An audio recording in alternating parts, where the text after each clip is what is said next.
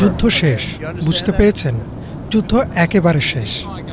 আমার মনে হয় এই যুদ্ধবিরতিটা কার্যকর থাকবে। এর পেছনে অনেক কারণ আছে। আমি মনে করি সেখানকার মানুষরা ক্লান্ত এবং বিরক্ত। শতাব্দী ধরে এই যুদ্ধ চলছে, মানুষ আর নিতে পারছে না। তাই আমি মনে করি যুদ্ধবিরতিটা কার্যকরী থাকবে।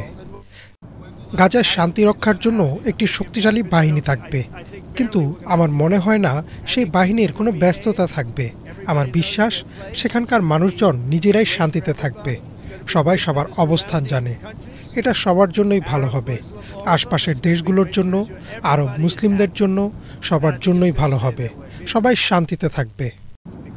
গাজার মানুষদের দেখাশোনা করা হবে আমাদের প্রথম কাজ।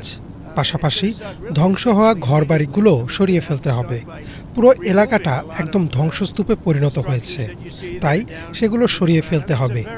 কারণ এমন অনেক স্থাপনা আছে যেগুলো উচ্চ ঝুঁকিপূর্ণ, যে কোনো সময় ধসে পড়তে পারে। তাই এই প্রক্রিয়াটা দ্রুত শুরু করা হবে।